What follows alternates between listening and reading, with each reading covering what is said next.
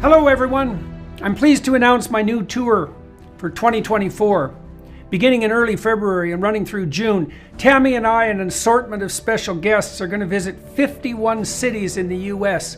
You can find out more information about this on my website, jordanbpeterson.com, as well as accessing all relevant ticketing information. I'm going to use the tour to walk through some of the ideas I've been working on in my forthcoming book, out November 2024, We Who Wrestle with God. I'm looking forward to this. I'm thrilled to be able to do it again, and I'll be pleased to see all of you again soon. Bye-bye. In the US, only 11 states produce more energy than they consume. 39 states consume more than they produce, Jordan, and by a lot. And the big ones, New York and California, they're importing their energy. Well, that's great as long as you can, but ask Germany how that went when the Russian gas stopped. It didn't go well. We have to start to conflate these things in what I lovingly call the radical middle, and that middle is between energy, the economy, and the environment.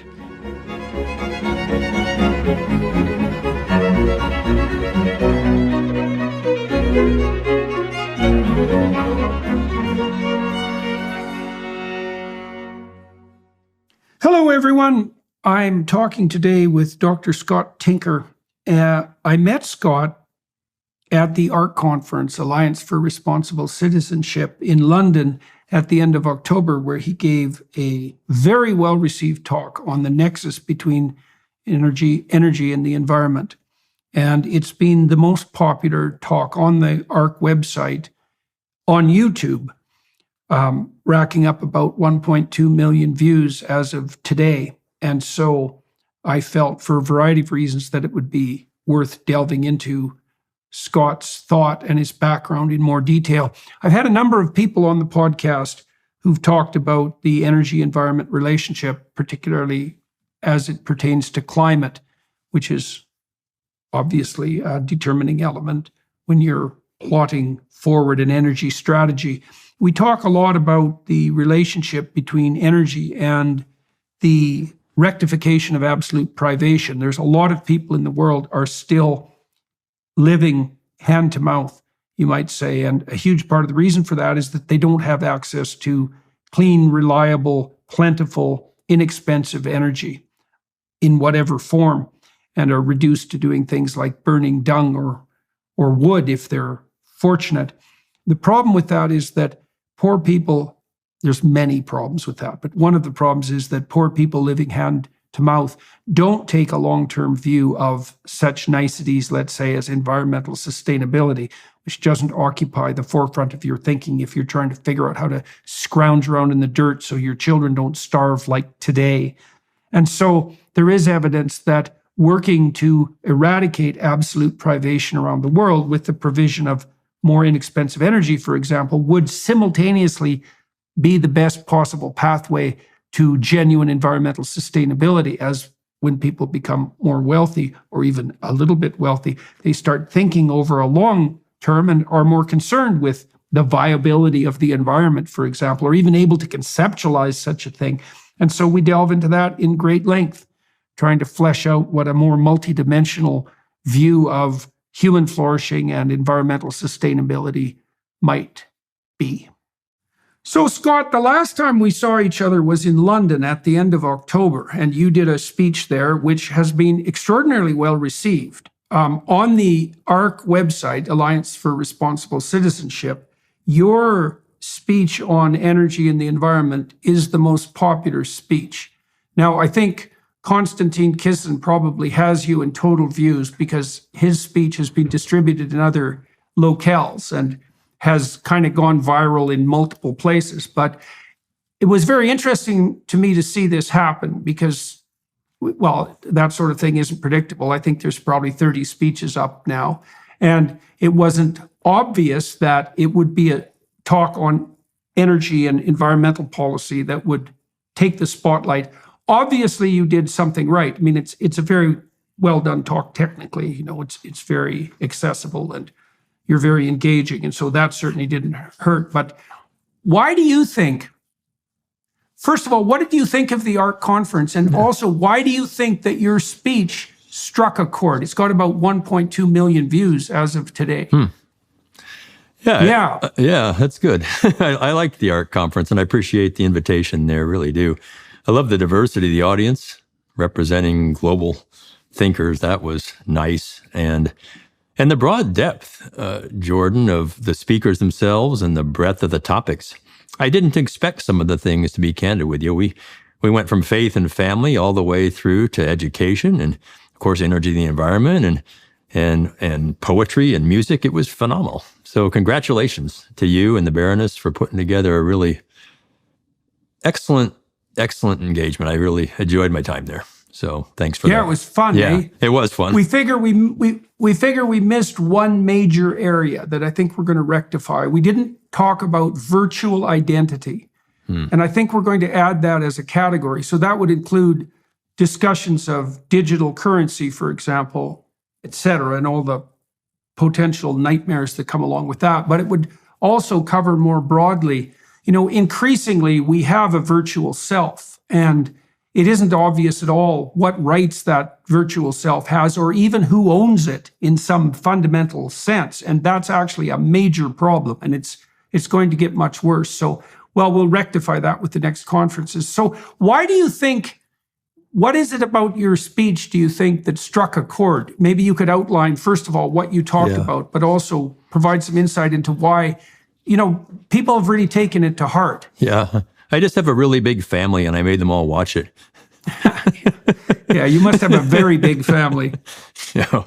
Look, I've been speaking on these topics for 3 decades, and it's nice to see. I think what's happening is some of the extremes on both sides are starting to come around toward that, what I call the radical middle, and think about these things deeper than simply black and white or good and bad, believer denier kinds of dialogues that have been pushed on us.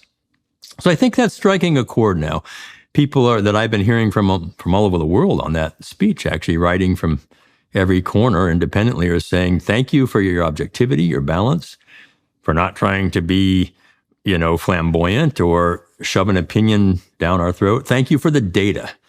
And I do tend to show a lot of data in my talks, but I spend time with it and animate it so you can understand what that data is saying by the end of a particular slide or theme, if you will. So a lot of people like the data.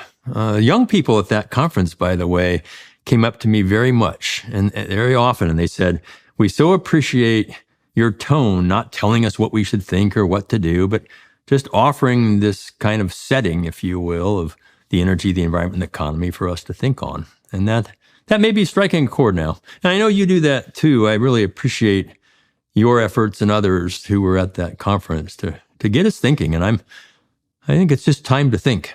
So perhaps that's why it's striking a chord. Well, one of the things we noticed, because as I said, we've released a fairly large number of speeches, and of course the viewership follows a classic Pareto distribution with a small percentage of the videos taking up the vast majority of the views. And one of the things that we noticed very significantly was that any speaker who politicized the issue got no views.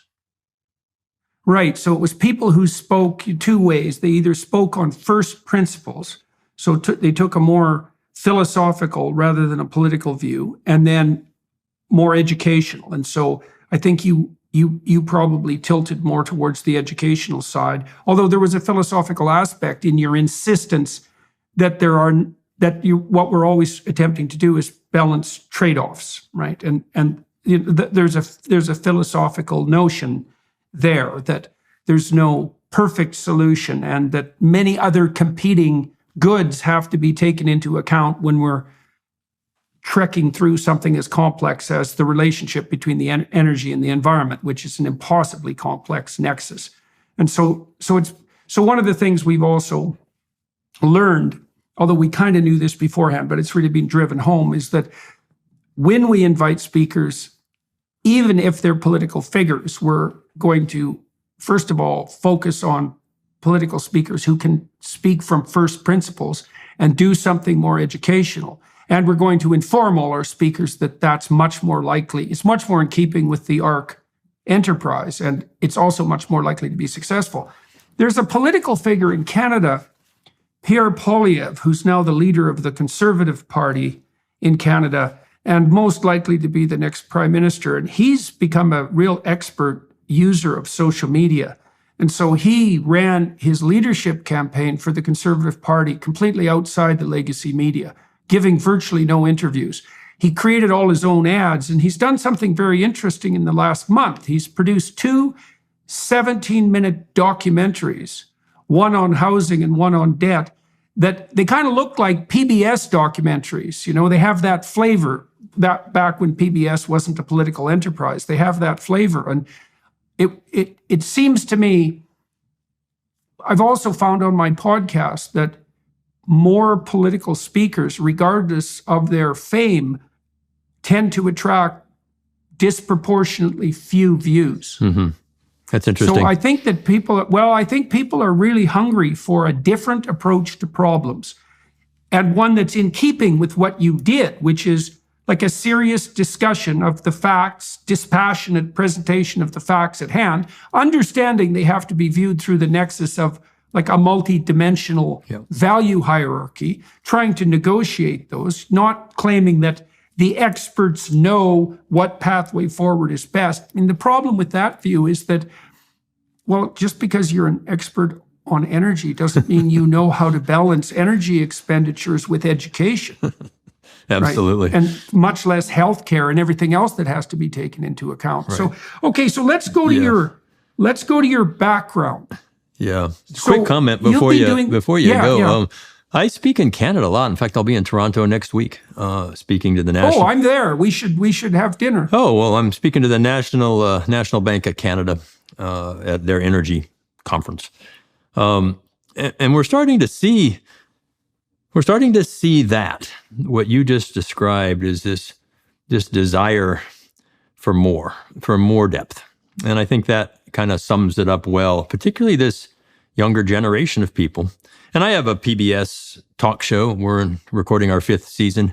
And you're right, it's a little bit politically biased, but it's still the most trusted network in the U.S., at least in terms of an attempt to be. And we very much do that on our show as well, is look for the multiple viewpoints. And I say this very often, Jordan, no one owns the truth. You know, we just seek it. Particularly in science.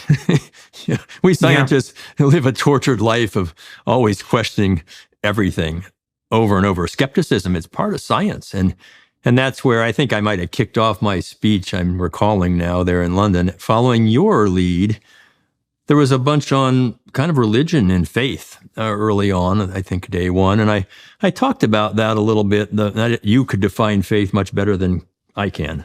But, you know, it's a process in which maybe there's less doubt when in faith. But science is filled with doubt. Without doubt, we have no science. And I think I probably said there, you take away doubt from science, it becomes more of a religion. And that is a very dangerous path to walk down. I'll comment a bit about the issue of faith in science, and then we'll turn to who you are, so everybody's clued in about your expertise, and we'll talk more about energy and environment. So I've been thinking this through a lot. You know, when a scientist confronts a data set, he does so, or she does so, with a variety of aims in mind. Now, one of the things I saw increasingly happen in the last decades that I was in academia was that science became both politicized and subject to the demands of career. Now, I'd seen this with every graduate student, for example. There's always this terrible tension between going into the data set with an orientation towards the truth and going into the data set knowing full well that if you don't extract out from the numbers a publishable statement, that all of your efforts have been in vain and your career's on the line.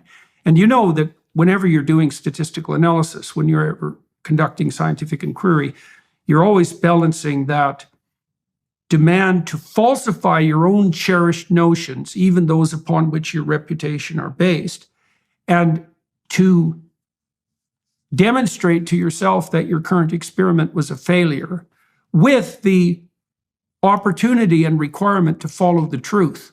And so what I would say constitutes the proper place of faith in science, and I actually think this is the right way to think about it metaphysically, is that you have to confront the data set with the presumption that there is nothing better that could happen to you than to find out what it actually represents, regardless of the apparent cost to short-term or even medium-term cost to your career.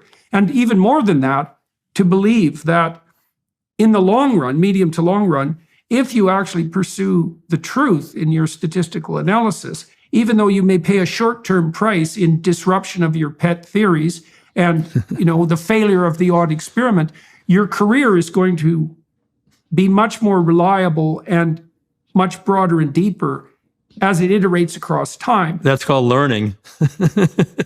We learn from our failures, right? Not from our successes.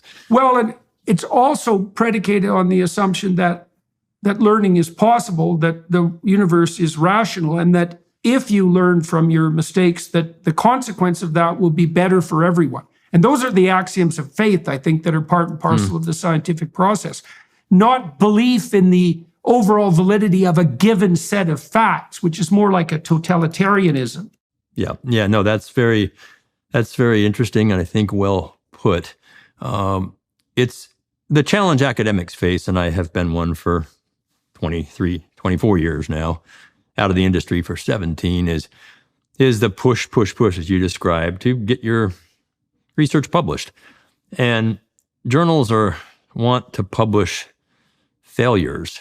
They want to publish things that move the science forward, some kind of a learning or success, if you will. And it's unfortunate because everyone would learn much more if we were to publish the experimental designs we set up and the failures in those. And I think as a result of that, we've stopped asking as many why questions. We see a lot of how, what, where, when, which is interesting. They're interesting questions, but why is the toughest question of all? Why? In life, individual as well as scientific, why? And that's really the great challenge, because you can only typically prove things that don't answer why, not things that are the answer, if you will. You knock down the possibilities that don't address the data set as you've described it. And that's very powerful as you go down that road, but it takes a long time. And I would like to see us come back to publishing more of the failed experiments, if you will. I think we would all learn greatly from that. Yeah, well, it's obviously time for a technical revolution in scientific publication, because the whole process has become, it's absurd. The fact that it takes 2 years to publish something is just, it's just completely, it's given how easy it is to publish, it's just beyond comprehension. The fact that all that scientific research that's taxpayer funded is locked behind a paywall, the fact that the publishing companies have a hammer lock on library acquisitions, and that the libraries are, what would you say, duty bound to subsidize the publishers, like the whole thing is just, it's just a mess. I can see Substack headed in a way that would allow for rigorous science to be published. Yeah. And absolutely. And wouldn't that be neat? I mean, we talk about peer review. Well, you put your science out there to the world, and there's plenty of peer review. Yeah. We hear back all the time. Well, we've been thinking about doing that technically too. I mean, one of the things that should happen as well, you could imagine a site where you could publish your paper in the same format that they're published now, a page summary for a lay audience. You can identify your 4 peer reviewers. They publish their reviews on the paper site. They can take authorship of that, which could be another CV component, because wouldn't it be lovely for people to get some credit, especially beginning scientists, for their peer review work, which is actual real work if you do it properly. And then, and that could be done with some degree of rapidity. And then it's up to the marketplace to sort the papers in terms of how much attention they attract. But that's also how it works in the scientific publishing enterprise anyways. And that could all be open access. Absolutely. I just can't see why that's right in front of us. And it at some point it's going to happen. And it takes peer review out of the shadows. Yes, exactly. Mm-hmm. So I suspect that we're very serious about engaging in an enterprise like that. And excellent. It depends on where it is in the priority stream, but yes, that would be very nice. So that's not the only thing you have to do. Yeah, right, exactly. Although it's so important, because it really has become a problem, and that fact that we've We only publish successes, when that's the wrong way to describe success. Like, if you happen to stumble across a more profound truth because you set up your experiment properly, well, more power to you. But if you set it up extremely well and tested something of extreme interest and it doesn't work out, there's absolutely no reason people shouldn't know about that, not least so they don't do the same thing like multiple times. Right. So yeah, you ask a why question, and you have a hypothesis about that question to test. And throughout that process, whatever it may be, your hypothesis may be proven wrong. And we need to be able to show that. That's why we do science. We're not all perfect hypothesizers. No, not unless we're playing fast and loose with the data. Yeah, that's for sure. So we shouldn't be punishing the people who follow the pathway of truth. So tell everybody a little bit about your background. You've been dealing in the overlap space between energy and the environment for decades. So why are you qualified to do that? How did that interest develop? Well, I'm actually a geologist by training and have degrees in that. My PhD from the University of Colorado, a master from the University of Michigan, an undergrad, and degrees in business as well. So I've always been interested in that overlap space because economics drives so many things. And the environment is a natural piece for geologists to think about. I've spent many nights in a tent in many places in the world in the field. We geologists go into the field a lot, and been fortunate to visit over 60 countries, deeply inside of them, from the poorest amongst us, and I mean literally step on a human being without limbs in the dirt poor, to probably some of the wealthiest among us, and seen all of that, Jordan, and I'm still only a fraction of it, but it's very powerful. I learned by by sensing things. People say, describe India. I said, you can smell India. You can taste India. You can't unsmell or untaste India after you've been there, particularly in the impoverished regions. And sure, you see it and hear it. The noise is incredible, but it just wakens up all the senses. So that's, as a geologist, we are problem solvers. We deal with lots of imperfect data and incomplete data.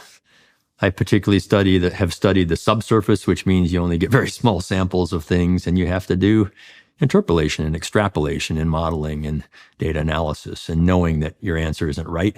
You're just trying to constrain it around what the data tell you, and then adapt and change as you go.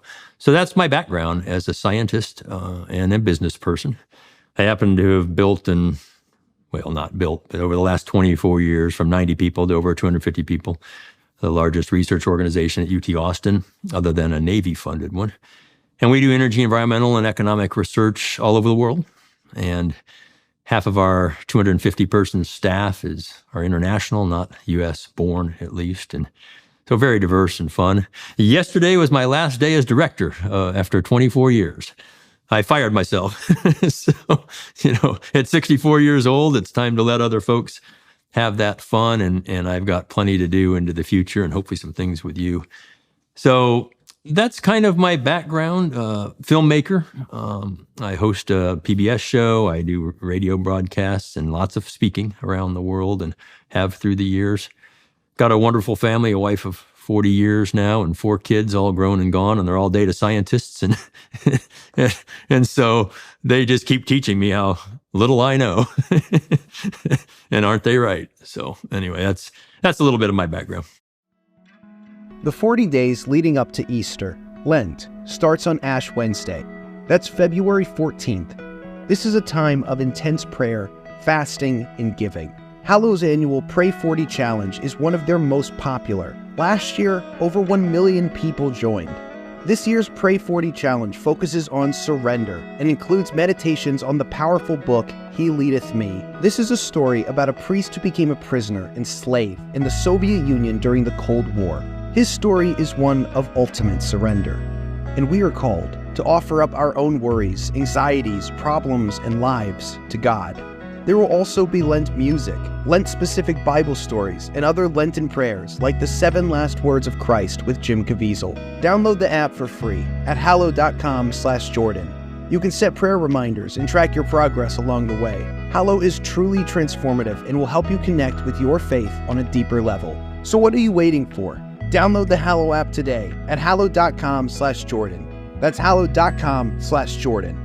hallow.com/Jordan for an exclusive 3-month free trial of all 10,000 plus prayers and meditations.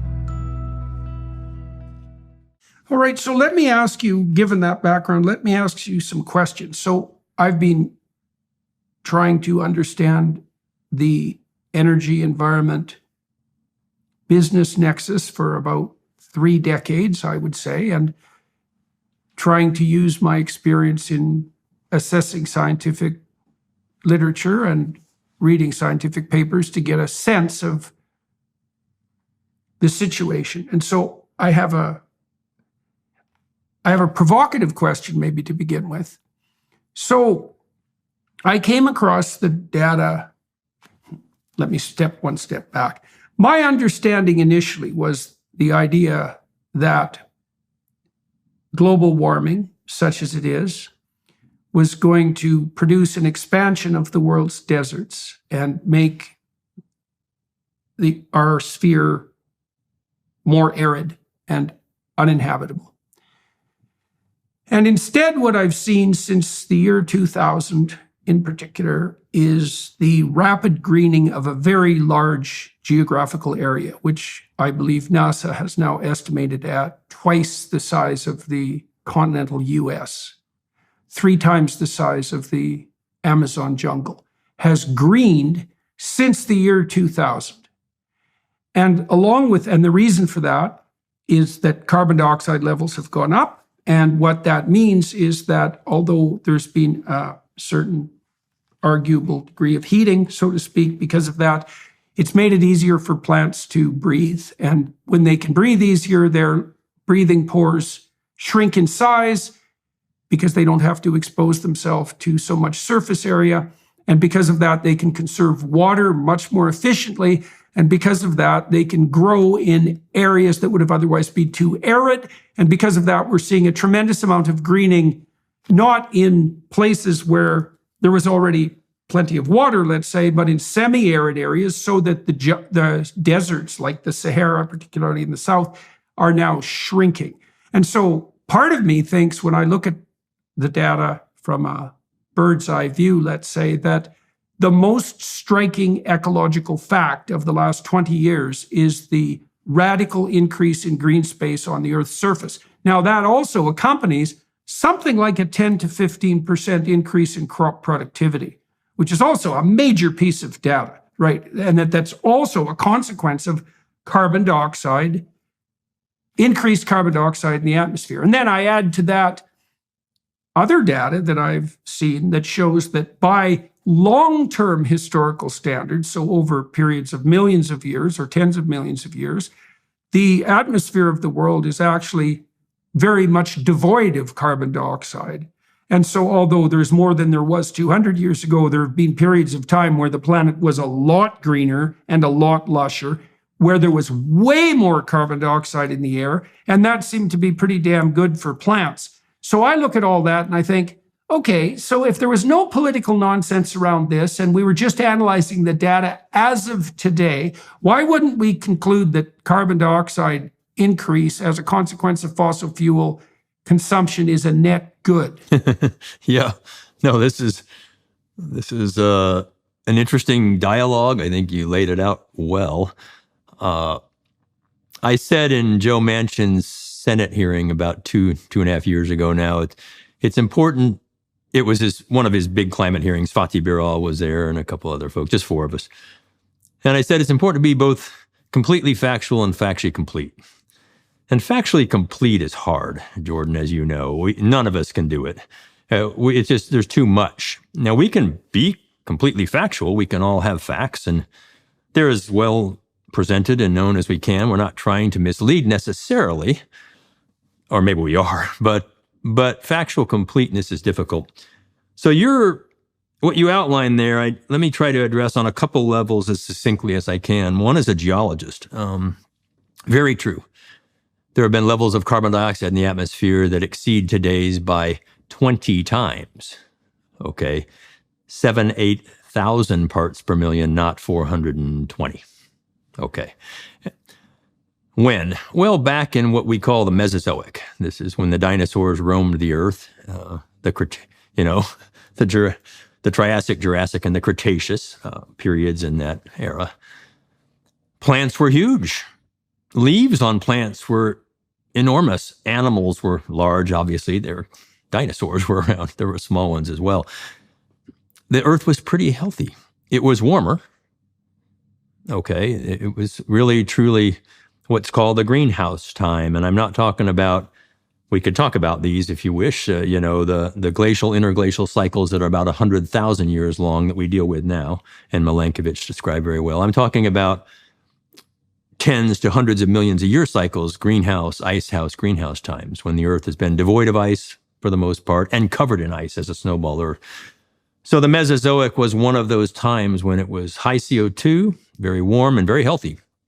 Now those creatures, plants and animals, had had time to adapt to that. They had come out of one of the largest extinctions on Earth at the end of the Paleozoic, at the end of the Permian time. 70% of species or more went extinct. So this was and we define the time by that extinction. Actually, the biology, the paleontology defines that, not the other way around. So they came into a new sense and flourished. And that ended, and by the way, time is such a hard concept. Let me just give you a feeling for it this way, since we're talking about dinosaurs.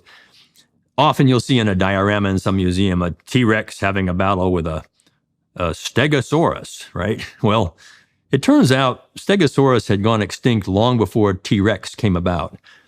In fact, there's more time between the Stegosaurus and the T-Rex than the T-Rex and us. So process that. Right. To give you a feel for time, okay? And so now a big impact event happened at the end of the Cretaceous, a big meteor impact in Chicxulub in the Mexican Yucatan Peninsula. And the Alvarez father-son duo described that very well. It put out an iridium anomaly around the world that we measure at the end of the Cretaceous and could see. And I remember being in grad school at the University of Michigan at that time, the early 80s, and they came to speak, and we were all so smart, we grad students. We had T-shirts made that showed an incoming meteor and dinosaurs looking up saying, "Oh, shit." And we thought, a meteor killed the dinosaurs, right? Well, that was right. It had the fallout from that. And we didn't, as grad students, we didn't know much, did we? In fact, I didn't even learn about plate tectonics in undergraduate. That's how far back I go. So we are always learning. So the point here is, yes, there have been long cycles of changes in greenhouse gases, CO2 being one of those gases, methane and others as well. If you come into the more nearer term, not to today yet, but let's say the last 5 million years, we've seen about 50 glacial interglacial cycles, and they're pretty well documented. Okay, in the last million years, 10 of those. And what I mean by that is over every 100,000 years or so, ice comes down from the north. Canada is completely under ice, and parts of the northern U.S., Wisconsin, Michigan, parts of New York City, very well documented, under ice. And I don't mean a little ice, 1,000 to 2,000 feet up to a mile of ice for 80,000 years. And then for about 20,000 years, it warms and the ice recedes, and we have an interglacial period like the one we're living in now. And so during that interglacial period, and it started about 18,000 years ago, we see the ice melt, which means sea level starts to rise. and I'm talking about rates like the movies. The Gulf of Mexico here in Texas was over 300 feet lower than it is today, just 20,000 years ago. And it started to rise 1 to 2 centimeters a year, almost an inch a year vertical. This is a very rapid rise, and flooded the coastal plain of Texas. And then about 7,000 years ago, that leveled off, and it's been rising about 1 to 2 millimeters a year ever since in the last 7,000 years. So you've studied and seen from the Stone Age to the Bronze Age to Enlightenment, all the way through to what we call the Industrial Revolution of this past century. In that time frame, humans, modern humans, have evolved in that last interglacial period. And yes, you are exactly right. It is one of the lowest CO2 periods in Earth history, and it's one of the coolest periods in Earth history. I'm not talking about the actual interglacial because it's warmer than it was 80,020, but overall, that periodicity of interglacial is one of the coolest periods in Earth history that we are enjoying today. And a guy named Milankovitch worked all this out while on house arrest for 20 years on paper. We call them Milankovitch cycles, and we understand why. It's a combination of the rotational orbit of the Earth around the sun, and that varies, so it puts you closer and farther from the sun, and then the tilt of our Earth's axis and the rotation of the axis combine to form these 20, 40, and 100,000 year cycles, embedded cycles. And we see this repeated over and over. That's driving modern climate today. And it's driving historical climate in what we would consider the recent past geologically. Now, superimpose on that, let's come into the today. In the last 100 years, we have been burning fossil fuels. More than that, actually. We started with coal, of course, in the 1800s. It powered our ships and trains. It replaced wood and hay, the carbon-based fuels that we lived on for thousands and thousands of years to make our fires and to cook our food and to power our vehicles, oxen and horses. Hay. Let's just call it hay. Stuff we grew. And then along comes coal, and we discover that, hey, nature did that. It made it really compact and dense. So it's almost pure carbon. Now, there are a lot of things in it that aren't good when you burn it for the air, the actual pollutants, if you will. SOx, NOx, mercury, particulate matter, etc., that come when you burn coal. So, but that was a great fuel. It allowed us to do things we'd never done before, including boil water, make steam, turn a turbine, and run a generator and make electricity. And that changed the world. That's the event in time that made us modern societies. At least, as you said, those of us who are fortunate enough to have that. Many still don't. More don't than do. And we can talk all about that, made films about that. So here we are, and we've been burning coal, and then so that's carbon, and then along come hydrocarbons, which are complex carbon and hydrogen molecules, complex chains, long chains, and those burn even better, especially when we refine them and make them into gasoline and diesel and jet fuel. And that's great. We can put that into a vehicle now. It's very dense. I'm happy to talk about why dense matters, but you get a lot of bang for the buck. You put 20 gallons of gasoline in a tank, and the impact of that in energetic terms is remarkable. Okay, I can drive 200, 300, 400 miles on that tank of gasoline, and there's nothing left except CO2 emissions, and you just fill it up in 3 minutes and go do it again. It's incredible. Okay, now it has the CO2 emissions component to it. Along comes methane, CH4, 4 hydrogens for every carbon. Now, methane, natural gas is what we call that. And there are other gases that are natural, propane, butane, pentane, whatever. But methane is the one we use a lot of. It's even more incredible. The energy density of methane is phenomenal. You're burning the hydrogen as well as the carbon. So we get heat from that. It's a very versatile fuel. I can make electricity by burning methane, boiling water, steam, turbine, generator.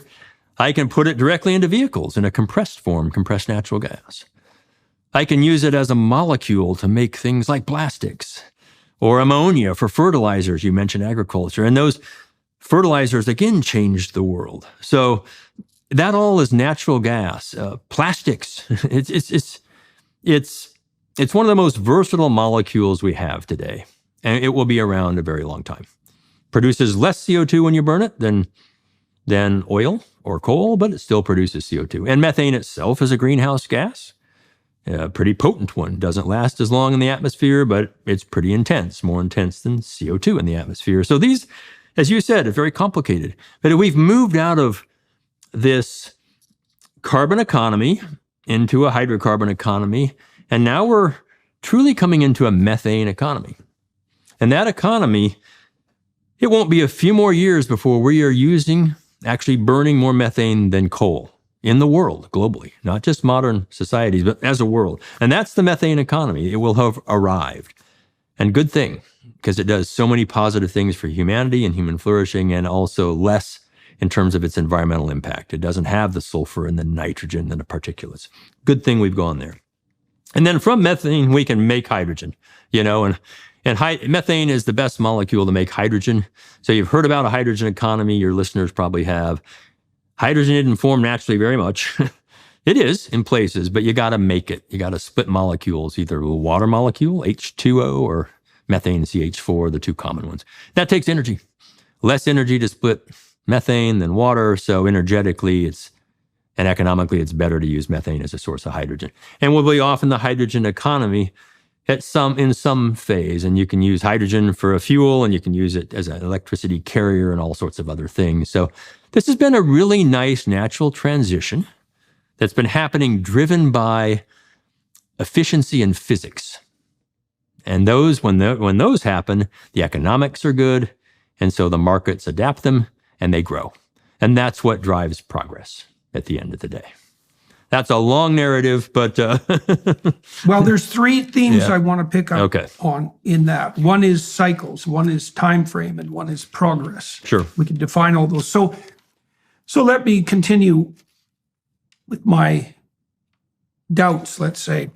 So if we're trying to see, the first problem I have when I look at the analysis of climate doom prediction is the problem that you alluded to with regards to time frame. It's like, well, is there too much carbon dioxide in the air, and is that a danger? And the answer to that is, well, it depends on when you compare it to. And that isn't just something you can brush off to the side, because it's if the starting point you choose for your analysis of increase or decrease determines whether you see an increase or decrease, the germane question is, well, what starting point do you pick? And if the answer is, well, if you want to demonstrate an increase for political purposes, you pick this starting point. And if you want to demonstrate a decrease for political purposes, you pick this starting point, and you don't have a different criteria, then the question itself starts to become incomprehensible. Because there's no such thing as the question, is there more carbon dioxide now in the atmosphere? There's only the question, is there more carbon dioxide now in the atmosphere compared to then? And then is arbitrary. So I have no idea as a data scientist how to solve that problem, especially in the light of the other things we discussed. Like you said, well, the planet is cooler than it has been according to many historical comparisons. And more people die from cold than heat by a lot. And so if your measure for what constitutes relevance is effect on humans, cool isn't to be preferred to warm. Right. Now, there's obviously extremes over which that isn't true at all. But as a rule of thumb, the mere fact that things are getting warmer isn't in and of itself an indication of catastrophe. And neither is the fact that let me clarify too on the cooler part, just so nobody goes, "Whoa." It was colder in the glacial period for 80,000 years. We're in a warm now, but in this 1 to 5 million glacial interglacial, the whole package, if you will, is cooler than much of Earth history in the past. In fact, most of Earth history in the past. Just to clarify on that. Okay. So let me add another wrinkle and tell me what you think about this. So when I first started to study the sorts of things that we're describing now, I was also curious about the relationship between economic development and environmental consciousness, let's say. That would be attitudes and actions that are associated with some concern about the medium to long-term viability of the environment. And one of the things I discovered very quickly, which I think is just an economic truism as far as I can tell, is that if you're so damn poverty-stricken that your fundamental concern is whether or not you're going to have lunch for your children, then the probability that you're going to spend a second thinking about the medium to long-term viability of the general environment is zero. And so one of the things you see reliably in economic analysis is that if you can get people up above $5,000 per year in GDP production, then they start to take a medium to long-term view of environmental sustainability. And we could define sustainability perhaps as something like they're concerned that the planetary resources that they hypothetically enjoy now are likely to be there for their children, their grandchildren, and perhaps even their great-grandchildren. So the time frame starts to expand. And so the rule is something like, with increased luxury, let's say, or even enough food, which isn't exactly a luxury, your time frame of analysis expands. And if you are actually concerned about transforming human beings into a species that optimized its medium to long-term commitments, it looked to me like there's nothing you could do that would be more effective in that aim than making sure that the bottom 2 billion people aren't scrabbling around in the dirt so desperately that they're willing to burn tomorrow to ensure survival today. And then there's a corollary to that, which is, okay, that means that absolute privation is perhaps the fundamental environmental concern, if this psychology of long-term view is correct. And the fastest way to make poor people rich, or to get the hell out of their way while they're trying to do it themselves, is to provide inexpensive energy, because there's no, in my sense of the world, there's no difference between energy cost and wealth, since energy is work, and work does everything that's productive by definition. Right. If you lower the cost of energy, you lower the cost of work, and that makes people rich. So Yep. I would like you to tell me if you think there's anything wrong with that reasoning, and then maybe we could also have a discussion about progress on the energy front. Sure. What would it mean to? Okay, so let's do that. Yeah, when we made our first feature-length documentary film on energy called Switch, we filmed that in 2009, 10, and post in 11, released it in 2012. And we went to 11 countries and showed you each form of energy where it was best in the world. So we weren't trying to make something look bad or good. We absolutely did the trade-offs of the pros and cons of each form in that film, however. And it got picked up by academic campuses, and it's still shown around 50 countries, kind of as the first energy, quote, transition film. We showed we weren't really transitioning. So energy is modern life. There's zero doubt about it. It turns out energy is all life. Even the poorest among us need energy to survive. A few years went by, and I said to our director, hey, we kind of left out Harry Lynch, by the way, a brilliant filmmaker. We left out more than half the world, those who don't have these things. So we made a second feature-length film. We filmed in 18 and 19 and post-released it right at the beginning of COVID in 20, and that was on energy poverty. We went to 6 different countries, and we looked at the circumstances in which people are living in Ethiopia and Kenya and Nepal and Vietnam and Colombia, different continents. And again, some of the positive stories around that, Jordan, that you are describing, but some of the real challenges as well. What happens when you don't have energy and you can't get above that $5,000 personal wealth What's level? The name of that film? It's called Switch On. Switch On. Okay, so there's Switch and Switch On. Yes. Yeah, and it was a very powerful film, a very different style. I'm your on-screen guide, and we take you in and spend time in these different areas. And what you see, and it came to light on us, is you can't, aid is interesting. People take aid, and intentions are always good. And here's some aid to go do this thing. It turns out that thing, be it a pump for water or a solar panel for a little bit of electricity, maybe a light bulb, etc., it doesn't work unless the community wants it. They themselves have asked for it, and they will then take it into the cultural situation in which they will benefit from it. And we saw this over and over and over again. It becomes something that is sustainable. It survives. It becomes a virtuous cycle of growth. I'll give you a few quick examples. An induction cooktop in Nepal, selling them on the street markets now. They're very expensive, but it changes cooking indoors with wood. And we take you into the SETI Memorial Hospital there, and we watch kids and mothers die. More die every year from breathing indoor particulates by cooking indoors than COVID killed in 2021. 3 million a year. It's nuts. Another example is hair salons in Bangladesh, where the women, when they first got electricity, they used it for hair salons. And hair salons, who would have thought? Well, culturally, it's a safe place for women to gather. They share stories. Hair is a piece of culture. The money they get, they invest back in the community at 3 times the men.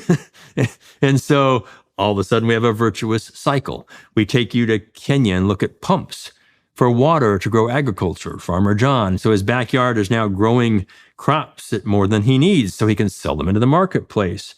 And now that creates an economy, a microeconomy, around which growth begins to happen. His choice, his need culturally, not what we go tell people to do. We, the rich world. When I say we, call it what you wish. I've heard global north, not my favorite term. I've heard whatever you want to call it. But those who have more. The neo-colonialists. Yes, those who have more. Okay. Mm-hmm. And so, yes, energy is fundamentally vital for that, and affordable energy. And then moving into reliable energy. And then eventually, I don't like the word clean. It's kind of meaningless to me, but energy that has lower environmental impacts. But you're exactly right. I'm not going to worry about that environmental impact if I'm trying to eat, or my kids aren't in a school, et cetera, et cetera. I'm going to worry about basically, you go back to Maslow, my hierarchy of need. I have to have these fundamental things first in order just to survive. And everything else becomes a luxury that I'm not going to indulge in. So that's what we see. The world needs to come out of energy poverty. It needs to come out of economic poverty so that we can all begin to, there will always be disparity in wealth, but we can all begin to function at what we would consider basic human levels now. And that's why we made that film, and that's why I'm so passionate about this dialogue. I absolutely think that global leaders, all of them, every single time, Jordan, energy security trumps climate security every single time. Look at the action, not the words. Look at the action. Look what Germany has done. Look what China is doing. Look what we've done. Even in Canada, where Mr. Trudeau has some pretty, heady words, but look what you do. You don't sacrifice your energy security, or at least you haven't. Now we're starting to see... Not so far. Not so far. And we're seeing circumstances, even in the U.S. now, in California and in New York and other places where they're starting to get toward the edge of sacrificing energy security. And wow, get ready as that starts to happen. We've already seen it happen in Western Europe. We could talk all about the countries that are doing that. Well, let's talk. Well, let's do that. Yeah. So we could do 2 things in parallel here. So one would be, we touched on the idea of progress. And so we have a working definition of progress that's kind of risen out of the conversation. And so one of the things we could say is that if our goal is the alleviation of misery and the sustainable alleviation of misery, then one pathway towards that is to provide low-cost energy to those in absolute privation, working on the hypothesis that, first of all, that's obviously a good thing to do if you think that unnecessary suffering is something to be dealt with. But also, if your fundamental concern is sustainability, even over human flourishing, which I think is a mistake, but anyways, even if it is, the data that indicate that people who have a certain degree of security can take a longer-term view seems crystal clear. So to me, it's a mystery why this is actually an issue, because once you know that, you think, well, obviously, then you make a hierarchy of energy sources and you find out what's inexpensive and you calculate the trade-offs in relationship to even potentially carbon dioxide production. But there's sort of a pathway, and I'd like your opinion on that. So, dung isn't so good. Wood is better than dung. Coal is better than wood. Natural gas is better than coal. Better. It's denser. But you can move along that. Yeah, okay. So it's denser. So how do you see progression right. in the marketplace with regards to the alleviation of absolute privation? What's the logical steps to undertake globally? And then how is that being violated, let's say, in places like Germany? Sure. Yeah, and not to be too sanguine about it, but in the end, physics wins. Yeah. Dense winds. Now, what do I mean by dense? The bang for the buck on a per unit weight or per unit volume, or even a per unit area. That's called surface power density. Where do you get more energy for your buck, if you will? And so if I can do more, I used gasoline as an example of dense, but let me throw a curveball. My tank of gasoline will drive me 300 miles. Okay, well, the energy equivalent of one little uranium pellet that I stuff into a fuel rod in a nuclear reactor, one pellet, a centimeter high, half a centimeter wide, the energy equivalent would drive me from New York to Los Angeles and back to Dallas. One pellet. That's dense energy compared to gasoline, which is very dense compared to lots of other things that aren't dense. The sun, the wind, hydro, biofuels, things that take a lot of land to do. So physics wins in the end, and we need to allow physics to win. I am not a person who thinks that it's either the economy or the environment, Jordan. I just don't believe that. I don't think that the data lead us there. I think we, in this sense, can have both, but we can't have all of both. Okay? And there's the trade-off space. If I want 100% zero CO2 emissions, well, I don't get energy security and I don't get economic security. I get very little of that. Okay? I got to bring that. And why would you want, why would you want 100%? This is the thing I don't quite get. I mean, let's assume that there are people who are willing to make that trade-off. Their goal is like net zero carbon dioxide emission, or even reversing it. Mm-hmm. It's like, okay, your point is we're going to pay a major price for that, and the we isn't going to be you and me. The we is going to be the world's poor, wherever they happen to be, and they're going to get walloped, like devastated by it. What's the old line? When the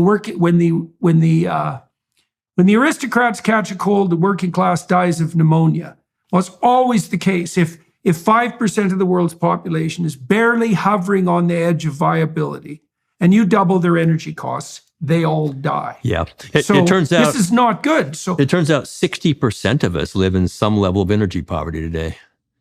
I'm going to say that again, 60%, 5 billion out of 8.2. And I say some level, they're not in abject energy poverty and economic poverty, not the bottom billion. That's come up after COVID, unfortunately. We were doing great. But it's that next level where energy is not secure to them. It comes and goes unpredictably. The electricity is maybe on an hour or two a day. My fuel price is volatile and I don't have it sometimes. So we don't understand these things. These are so-called electrified, energized economies, but it's not what you and I have. Nothing close. Right. Okay, so which is something that works all the time. All the time affordably. Yes, and that's very hard to achieve, but the 99% absolutely is what we strive for. So I think you've kind of brought us back around to the question I never answered about greening, so I'll just chime in on that. Yes, the Earth is greening. You can see it from space. CO2 is a food. You described it well. We have to be a little cautious there. Some of that growth is not plants that are the kind that we would expect in those environments, and they're not very diverse. So you get a lot of aggressive growth, sometimes of exotics, things that have come in, including in the reefs. The Great Barrier Reef has growth, but it's a few species, not the healthy diversity of species that we see. So we got to be a little cautious. This is back to the completely factual and factually complete on describing what that looks like and whether it's kind of a healthy growth, if you will. A very important point. But nonetheless, yes, the world isn't baking in the Sahara Desert hasn't gone, crazy in that sense either. But I come back to kind of that trajectory of energy then. Fortunately, we can address the emissions with dense energy. Okay? Maybe we're lucky, maybe it's not a coincidence, but methane, CH4, hydrogen, nuclear, uranium and thorium being used as a heat source to boil water, make steam, turn a turbine, run a generator. That's fission. the fusion side of the equation, which is getting closer. I used to smile, but it's getting closer, and I'm not a nuclear physicist. Those are things that have zero to no emissions, and they're very dense, and the technologies are ever better. And so there's a solution staring us in the face here. It's not necessarily the one that climate scientists and climate impassioned, not because a lot of climate scientists are wonderfully deep thinkers and great scientists. They leave the realm a little bit as they start to talk about energy. Just like I leave my realm if I get into deep climate modeling. So we have to allow the scientific space for those who have the most expertise to help us move forward in energetic terms to address emissions and human flourishing. And it can be done. Well, we should make a stronger statement than that. There is no bloody way we're going to move to environmental sustainability on the backs of the poor, because they won't have it. If we produce enough economic havoc, which we could easily do, then we'll produce a deterioration back to very short-term thinking, and we'll produce an environmental nightmare. So it isn't, can we have human flourishing or zero impact on the planet? It's that if we put the poor under too much stress, which is, first of all, is an absolutely unconscionable thing for rich people to be doing. But if it does, there's going to be a kickback, the likes of which we can hardly imagine. Yeah. Let them eat cake. Well, guess who ate cake? Yeah, right. Off with the head. Or zoo animals. Right, right. Because if you make, if you take a given country and you destroy the economy, you're going to destroy all the animals. Because as soon as people get hungry enough, they're going to eat everything. So we have to manage human beings, so to speak. We have to allow human beings to step up the energy density ladder so that they can address their absolute privation, so they can take a longer term view. And there's no environmental solution absent of that, as far as I can tell. Right. There's an interesting, we've talked about energy, the economy, and the environment. There's another E that's really important here, one of efficiency. And let me just briefly describe that and how I think about efficiency. In the United States, we use about 100 quadrillion BTUs of energy every year, 100 quads. What does that mean to anybody? Nothing. That's, interestingly enough, it's about a quadrillion BTU is about the same as an exajoule, a term physicists love. That means nothing. It's about the same as a trillion cubic feet of natural gas. Maybe we're getting a little closer into the space. People start to understand it's a lot of energy, 100 quads. Primary energy comes into our system. We use it for residential, commercial, industrial, and transportation reasons. That's how we use energy. Heat and cool things and move ourselves around, okay? The 100 quads comes in, Jordan. Guess what? Only 1/3 of that does useful work. 2/3 of that is wasted. Mostly as heat and other things. It doesn't do anything useful. So we have a lot of low-hanging fruit in that space. Even if we could go to 50% does useful work, think of that. That adds another 17 quads of energy without adding any more primary in. So there's an incredible opportunity here as the world begins to lift itself from poverty and the modern world continues to stay healthy, to do more with less. I'm not changing my lifestyle, and those who need to change their lifestyle can, but we can all do more with less. We can become a lot more efficient in how we use energy. And that's how we ended our very first film. When you end a film, it's with the last thing you want them to remember was on just personal efficiency things. It's not rocket science. These are simple things we can all do. And I'm not saying, go to austerity measures and turn off your heating in the winter time. Not at all. Quite the opposite. Just simple things we can all do. And so that's a very important piece of this overall equation. And I think the opportunity to waste less as the world begins to modernize is there. It's ripe for the taking.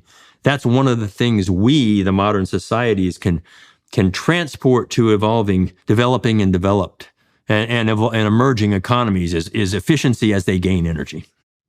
Yeah, well, it makes sense to me that as the developing countries develop, they're going to start with technologies that to some degree we have superseded, right? So you see this, for example, with China's hyper reliance on cheap coal, and some of which is provided by the Australia that won't burn coal themselves. Now, I know coal produces a fair bit of particulate matter, but it doesn't really matter where the carbon dioxide is produced because it turns out that we all share the same atmosphere. So the Chinese and the Indians in particular, and those are the most populous countries, and the same thing's going to happen in Nigeria at some point because it's going to be the world's most populous country by the year 2100. They're going to step up the energy density ladder, and it would make a certain amount of sense that the developed countries, I mean, China can obviously do this to some degree by themselves, are going to turn increasingly to sources of extremely high density like nuclear sources. But then I see these weird inversions where countries like Germany and states like California have decided, well, the next right thing to do in the progression towards a sustainable economy is to shut down the nuclear reactors. And then in Germany, they burn lignite coal, which is high particulate, high carbon dioxide, as a consequence, at least a partial consequence, of shutting down their nuclear reactors. And so when I see that, I think, well, what the hell's going on? Like, there is no standpoint from which that makes sense. So no, there isn't. What are the impediments? What do you think, like, what's the proper pathway forward in your estimation? Yeah. And what are the impediments to that at the moment? Boy, there's a lot here to unpack. I'll try to be brief. We have lignite in Texas. We call it black dirt. You know, it's hardly coal. It's not anthracite by any means or other forms of coal. So Germany has that. They increased their coal production 13% when they shut down their nuclear reactors. And climate scientists were aghast, and they should be. That was crazy. Okay. There's a cultural component to Germany's fear or aversion to nuclear power. I don't fully understand it. France, on the other hand, about the same size, etc., has a nuclear fleet. They needed it, so they didn't have options, so they built their nuclear fleet. It doesn't make sense. You can't make logical sense of that. That's a cultural human thing in Germany and other parts of the world. They're going to change. You're starting to see it. Maybe they'll evolve it with small modular reactors, which they'll think is different, but it's not. It's the same technology. It's fission. Whether they're, light water reactors or sodium cooled, whatever, pick your favorite. It's still fission. But that's fine. If that's what it takes to help mitigate some of that fear, great. You see China building, China and Russia are building 75% of the world's nuclear reactors today. Just those two countries. And they have a lot more on the books. China gets it. Now they're also growing everything else rapidly. And this is where that completely factual, factually complete comes back in. You will hear, completely factual, China is the leader in solar and wind in the world. They have more than any other country. True. You scale it all down, and it's still a trivial part of their total energy consumption.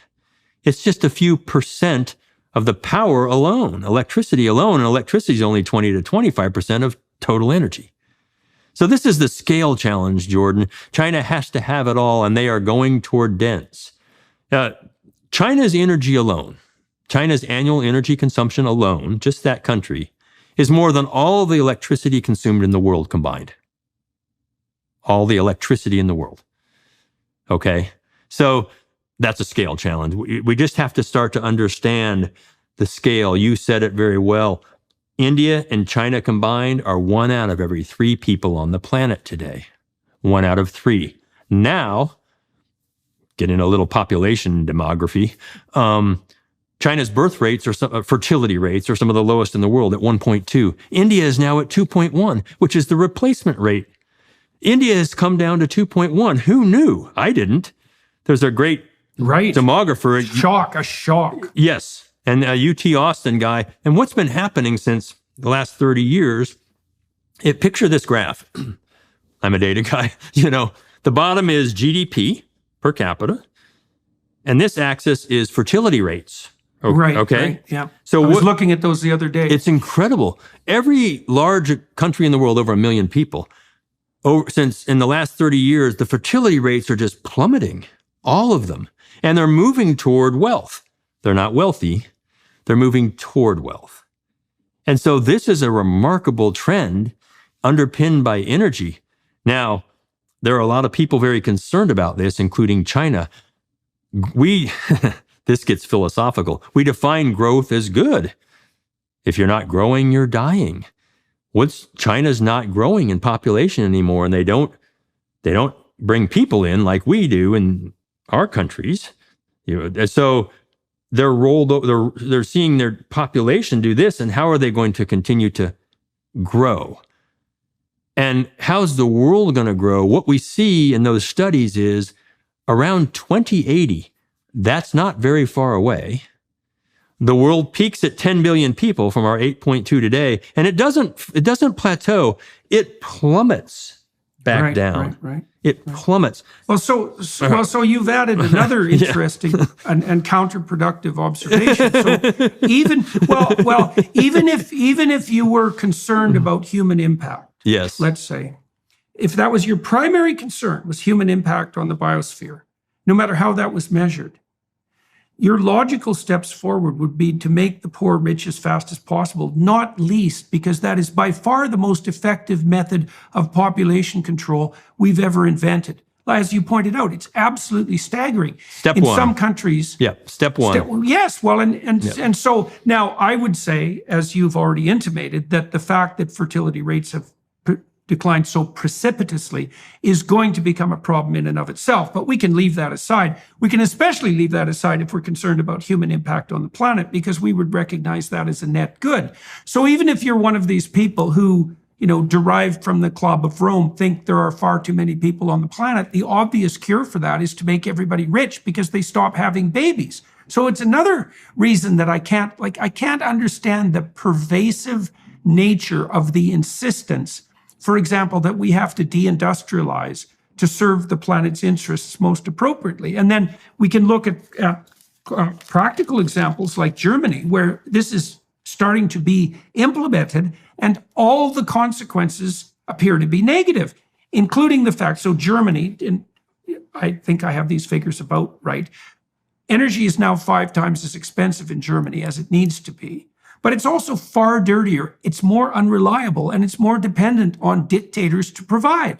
Like, whose interest, even hypothetical, is any of that? It isn't serving the green agenda in the least. Quite the contrary. So, maybe it's in the interest of, you use the word dictators, autocrats. Yeah. Maybe short term. Okay. It keeps me elected. Yeah, well, it seems to be keeping people elected in places like Germany. Of course, all the farmers are having a short circuit in Germany at the moment, and that didn't go so well for the Dutch authorities. That's obviously. Right. Yellow vests in France. You had the truckers in Canada. I mean, the people are starting to speak, and they're starting to speak wisely. People, I think you and I both believe that the markets are very wise and very smart. They get it. People, we understand, the markets understand these things. It may not be quite as quick as some would like, but your fundamental question, and I think you're not confused, because I don't think you're confused about too much personally, but your fundamental question is a very real one. How can we make energy more expensive? We're starting to deindustrialize. We're seeing companies and industries leave. We're increasing the cost and the burden on the poorest amongst us. That's regressive in economic terms. It doesn't help the environment because the rich can actually afford to buy these things from other places, import energy. And again, another quick fact, in the US, only 11 states produce more energy than they consume. 39 states consume more than they produce, Jordan, and buy a lot. And the big ones, New York and California, they're importing their energy. Well, that's great as long as you can, but ask Germany how that went when the Russian gas stopped. It didn't go well. And so we have to start to conflate these things in what I lovingly call the radical middle, and have for a couple of decades. We got to put these in there, and there's nothing glamorous about the radical middle. It's brutal. There's data and there's compromise, and I'm not always right, but it's where the big challenges lie. And that middle is between energy, the economy, and the environment. How do those play together so that we can solve these things for real? Let our young people have the complexity of these. They're very smart. But if we keep telling it it's binary, clean and dirty, good, bad, believer, denier, they're not going to have the tools. They're just going to think they're evil and they're good. It's a kind of a bizarre story. And most of the people, and I speak to a lot of people, when they hear these things, they come strongly saying, I want to be in there. I didn't get it, hadn't learned all that, hadn't heard. I want to be part of that complex equation and help to address these things for real. So what you're doing matters a lot. Communicating. Well, some of what's happening with, so imagine the attraction of that binary system is twofold. Okay. So the first is that it's very straightforward and simple. Industrialization has environmental costs, therefore industrialization is the problem. Okay, so once you've identified that, you don't have to think anymore. You just have to be against industrialization. So that solves a lot of technical problems. And that reduces entropy. It reduces complexity, at least in the short term. But then there's an additional psychological component that's unbelievably powerful. And I think the radicals, particularly on the environmental left, have been very good at falling prey to and capitalizing on this. So the developmental psychologist Jean Piaget pointed out that in a fairly large subset of adolescents, those who are maybe further along the cognitive distribution, so a little bit of intellectual horsepower to spare, they go through what he described as a messianic phase in late adolescence. And what that would mean anthropologically is that there's going to be a subset of bright kids who they removed themselves from dependency on their parents. They've socialized themselves into the peer group, but now they're looking to take their place in the broader world, conceptually and practically. And there's a philosophical element to that. And the philosophical element, and this is the messianic part, is that they want to act ethically and do well at the highest level of striving. And so what we're offering them in our culture is the chance to play hero on the environmental preservation front. And so that satisfies that need, which is a real need, but it also does it in a very false way and this is one of its attractions. Just like you can oversimplify the industrialization issue, industrialization is bad, and all human impact on the planet is to be eschewed. You can simplify the moral issue, which is now if you're on the side of the planet, you're good and your moral duty has been done. Now that's absurd, but the thing is that people, let's say like you, who are promoting the radical middle, haven't elucidated a vision that's as compelling on the psychological side with regards to the fulfillment of that deep metaphysical need as the environmentalists who offer young people the opportunity to be planetary saviors just by waving around a placard. And this is a real problem. And it speaks to problems like the attitude in Germany that's anti-nuclear. Your sense is, well, that's irrational. And look at France, from whom the Germans import energy, by the way, who've managed a nuclear transition brilliantly and have energy to spare and at a low cost. Like, there's no logical reason there, but these so-called illogical reasons, they're real reasons and they're real impediments. And, one of the things I do believe that people found attractive about your talk and about the sort of things that, say, Bjorn Lomborg are doing is that a new sort of standard is being waived, which is something like, well, here's a better moral vision. How about we make everybody who's dirt poor rich as fast as we possibly can, and then we can have our cake and eat it too. We can serve the poor, which is like a classic left-wing orientation. And like I've been shocked to the degree that the radical leftists will sacrifice the poor to the planet.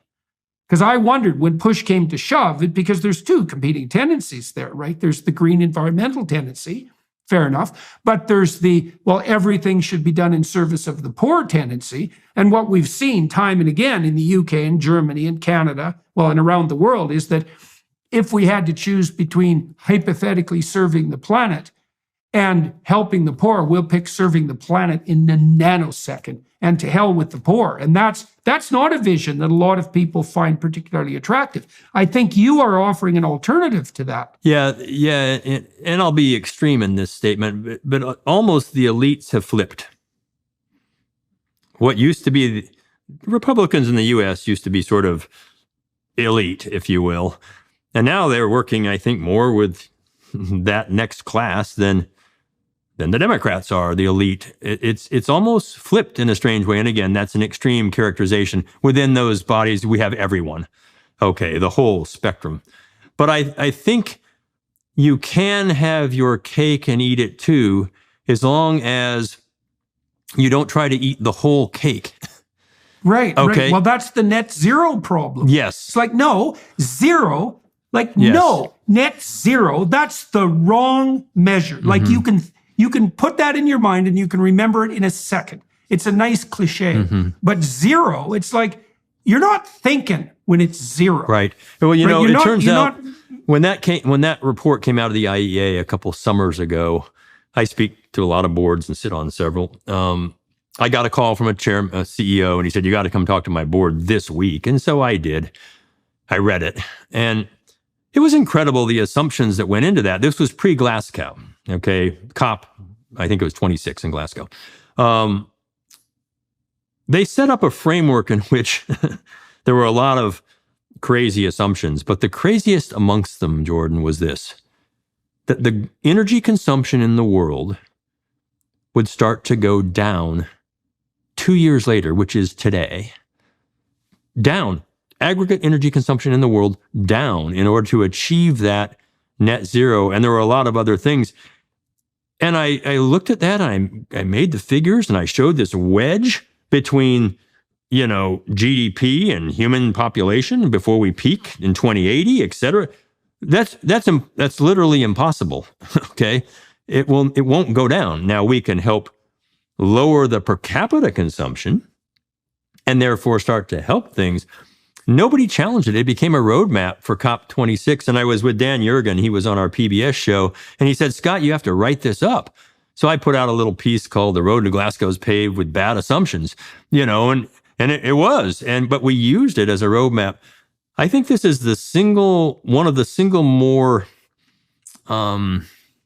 destructive, almost too strong of a word, but destructive constructs that we're dealing with now is this concept of net zero. Now, admittedly, net means if you can capture some out of the air and atmosphere, that's part of net. So I could still emit as long as I'm offsetting by some level of capture. Net zero, not absolute zero. Important distinction. But we're not. Net zero is kind of this weird target that I think a lot of people have rallied around. We've got to begin to think beyond that and recognize, use an analogy. I want to run a marathon. I'm 64 years old. I want to run it in 4 hours, which I'll never do, but that's my goal. Let's say I run it in 4.5 hours, but I finish it. I achieved something big. It wasn't 4 hours. It was 4.5 hours. Maybe net 40 is okay, or net 50, or net 30. We've brought down, but we haven't imploded the economic health and well-being of not just the poorest among us, but the whole global economy, which is starting to happen. Because if we do that, the environment's going to get crushed. It's going to be irrelevant so fast that look what Germany did. You can't even imagine it. It's not hypothetical anymore. Germany consumed more coal. They burned more coal when they needed to.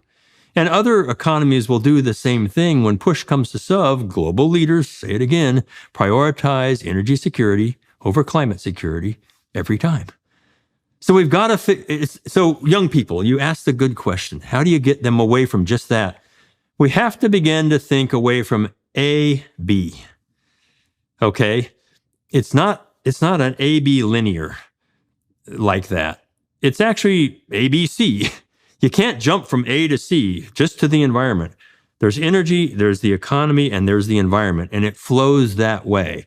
Healthy energy underpins healthy economies. Healthy economies invest in the environment.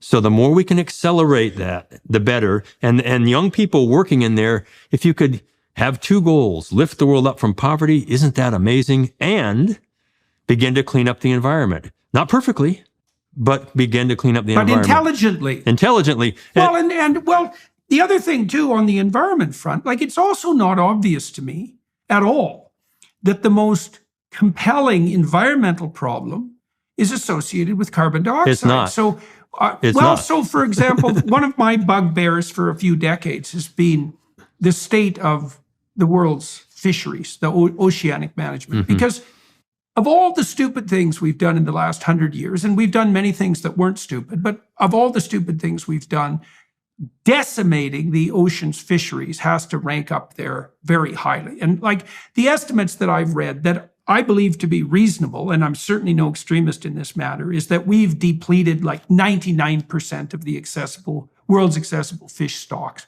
And given that that's a renewable resource that can actually bounce back pretty damn quickly, given how many eggs fish lay, it can bounce back quickly if you leave it the hell alone. It's like another part of the problem with this unidirectional obsession with climate, apart from its sketchy base in 5 different ways, is that there are a lot of other environmental problems that we could be addressing that they just get no attention at all. You and I grew up learning about water and land and air.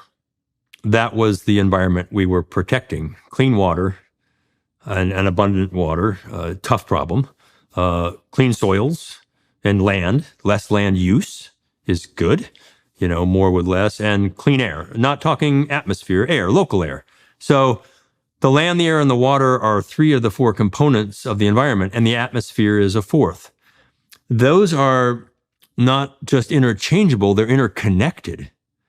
So if I start to put, for example, in place something that has no emissions, but consumes a lot of the Earth's land, solar farm, okay, large wind farms. I just drove through the Texas Panhandle recently. You can't do it without seeing wind turbines.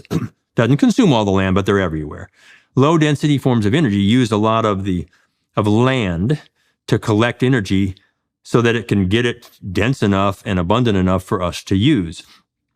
I go beyond that and say, to get to those wind turbines, which are composites and copper and lots of other precious resources, and solar panels, which have lots of metals in them and other polysilicates, batteries to back them up, an extreme amount of metals, just the amount of mining. And look, I'm a geologist. I don't mind mining. Doesn't bug me, because I know we mine everything we don't grow. But I can also tell you the amount of mining that it's going to take to produce enough energy collectors in that system is incredible. So we're talking about not just land, but water, mining. I've asked audiences every time I speak, Jordan, I speak to about 20, 30,000 people live a year. How many think mining's green? And never has a hand gone up. Never. Because it's not. We can make it better, but it's not green. So when you start to think about the Earth in that holistic sense, with climate being one component of it, this is another thing we have to balance the trade-offs between the land, the air, the water, and the atmosphere. And it's messy. It's not perfect. We have to get away from this idea of nirvana, perfection. If we could just get rid of CO2 in the atmosphere, no, it won't go that way. So one of the reasons that at this art conference, we had a lot of music, and there was a reason for that. I mean, we wanted to make the conference beautiful, and we wanted to give people a breather from purely semantic discussion. But there's another reason that's deeper than that, and it has to do with the meaning of music per se. You talk about trade-offs, but there's actually a positive way of describing what you're getting at with regard to trade-offs. So what you see in music is a harmony between competing forces. And the beauty of music is the balance of that cooperation and competition across some span of time, right? It's a melody of interweaving patterns. And you know that if you're somewhere where things are going well, that there are many competing forces that are harmoniously balanced. And there's an intrinsic beauty to that. And when you talk about trade-offs, there's an implicit pessimism in it that, there's going to be costs. But there's another view that we tried to put forward in the art conference, which is that if we get the balance between the multiple requirements for life optimized, that there's an intrinsic beauty in that, and that's the right target. And so it's not exactly trade-off. It's not trade-off. It's multidimensional optimization. Now, it's more complex, as you said, because it's multidimensional, you can't say that if we get to 100% on axis A, we've now established the kingdom of God. It's like, well, it's 70% on axis A and 65% on axis B. But there is a genuine harmony and goal there. Yes. And that's the kind of higher order goal that positively posited could be attractive to the young people, for example, who become hyper concerned morally about the planet. Absolutely. Right. And so I know you're being hard-headed when you talk about trade-offs, but well, like, if you have a family, you're not trading off exactly between the kids. Yeah, well, I definitely love one of my 4 kids better than the other 3. I just don't tell them which one. Well, right, exactly. But I use a ternary diagram for this concept. And in a triangle diagram, everything has to sum. It's 100% on one corner. As I move away from that corner, I'm picking up components of the other thing. But everything sums to 100% somewhere in there. And the reality is, in the middle, somewhere, that radical middle, is a balance between the things we're trying to do. So let's not call it a trade-off. We're not giving up one, we're balancing them. Good word that you use there. Yeah. Very powerful. Harmonizing, yeah. So your wavelength, okay, so I'm going to take your music. I got musicians for kids. But those are just wavelengths in science. And so those are wavelengths of different amplitudes and different wavelengths. And so the big bass wave comes in, and the treble wave, and a loud and a soft, but they can sound beautiful together when that music is made in that way. We've talked about the wavelengths of CO2 coming and going, of ice coming and going. Nature produces a lot of things that have those embedded cycles or waves, Jordan. That's how science of the earth works. And we can study and measure it just like music. And so finding that beautiful harmony, and by the way, the music was beautiful. I stayed on the breaks and filmed those musicians. They were just phenomenal. Is the goal. Otherwise, you end up with a cacophony of sounds that are they're an irritant to hear, right? When you truly don't get things right, or something is just out of tune, and you can hear that pitch difference. It's like, Well, we have an instinct. We have an instinct for that balance, right? Mm-hmm. That harmonious balance. And it's also a good place, maybe, and this is a good place to close this part of the discussion. This is also why it's so important to rely on bottom-up information propagation of the sorts that can be provided by markets. It's like, so our hypothesis is, well, what we're aiming at now is a target that has to be specified multidimensionally. It can't be reduced to any given dimension. It has to be specified multidimensionally. Now, that makes it complex. So where is that target? And the first answer is, well, we don't exactly know. And the second answer is, well, we can take hints from bottom-up markets because they're the most intelligent computational devices we have. They're closest to the reality of the environment because they're made of millions of people going about their business in direct contact with their local environments. And we can allow those signals to propagate. And in that is some indication about what the appropriate harmony might be. So we see that disturbed, for example, in Germany, because the farmers have decided that the dimensionality of the solution is inappropriate in relationship to what they need. And they're throwing a spanner into the works, and that's inevitable. And so, well, partly what we've been trying to do with the ARC is to specify a little bit more explicitly what that multidimensional landscape might be, right? And then to set that as a target that people could strive towards morally. Now, it's complicated, so it's difficult to package as a story, but it does seem to me that, and there isn't anything you said today, I think, that contradicts this, is there's no reason to assume that we couldn't collectively set our minds to the amelioration of absolute privation through appropriate energy provision in a manner that would radically increase medium to long-term sustainability of the whole project. Right. I agree with that. That's not a pie-in-the-sky notion. No, I published a piece earlier this year, which I titled Net Zero Poverty. Right. And the editor changed the title, as they do. But that's the concept, is to drive. Without that, nothing else will work, Jordan. Nothing else works. Nothing else works. We have to strive for that. We, the collective, have to strive for that. And the most important dimension, and we geoscientists, geologists deal with this all the time. Not that I can truly understand it, but probably have studied it more, let's just say that, is the dimension of time. And so we plot all these things, but that time dimension is so vital, because if I'm struggling to feed my family, I don't have 20 years. I don't have a year. I have now. And yes, I can think in longer terms because I'm wealthy, but it doesn't mean I'm going to act in longer terms. And we see this propagated over and over. It's not intentional hypocrisy, but it's apparent hypocrisy in what our leaders are saying and what they themselves are doing in their own personal lives. And people pick up on this. They say, look, you don't tell me what to do if you're not willing to do it in your own life. And so how do we get the whole market engaged? And I have to believe that the Greta Thunbergs of the world, and she's in her powerful voice, could help carry this story. I use her as a metaphor, a simile for the young people could carry this story of poverty and environment together.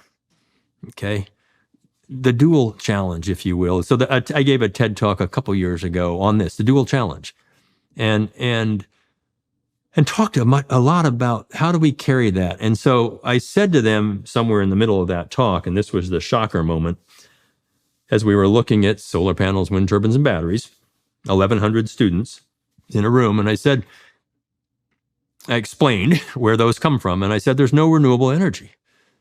Don't hate me, but there's no renewable energy. There's nothing renewable about mining, manufacturing, collecting, wearing out, and dumping, and doing that over and over again. That's not a renewable process.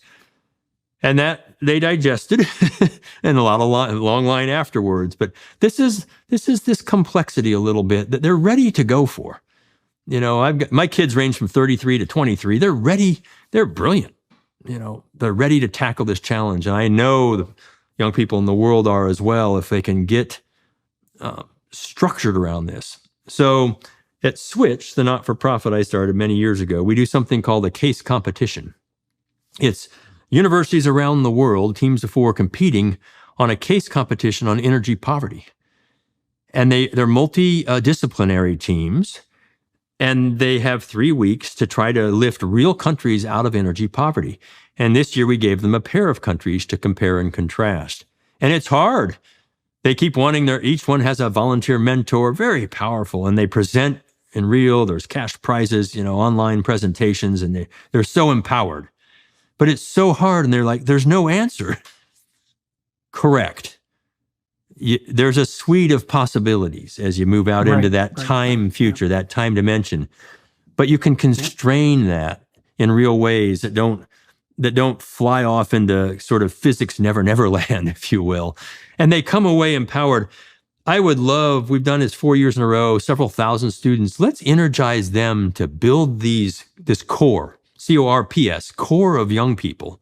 And your network is incredible. To begin to take that and run with it. And let old guys like us just invest in them and say, run, go. How can we help you to address these 2 issues? That would be powerful. Well, that's an excellent place to stop, and pretty much dead on time. I think I'll probably name this Net Zero Poverty, and we'll do Energy and Environment, the Dual Challenge. That seems like a good, yeah. And so, well, thank you very much for talking to me today, and to everyone who's listening and watching, and for walking through these problems. It's so interesting, because to me, when I started to study these problems more deeply, all that it did was make me much more radically optimistic. Because what I discovered was, I see. So the solution to energy and environmental sustainability is the eradication of absolute poverty. Well, that's a good deal. Why would we be upset about that? You couldn't possibly imagine a more positive solution to that suite of problems. No more heart-rending privation, and the propagation of a much more long-term view of sustainability around the world. Well, that's a damn good deal. So I think your talk at ARC, went some ways, and all the work you've done has gone some ways to making that a more real possibility. And we'll hope that that's the direction that prevails as we move forward in this new year.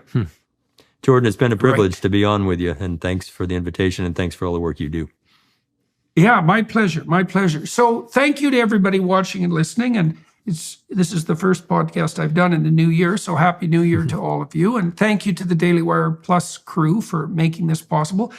I'm going to continue this conversation on the Daily Wire Plus side. I'm going to talk a little bit about the origin of these ideas. I think that's what we'll delve into.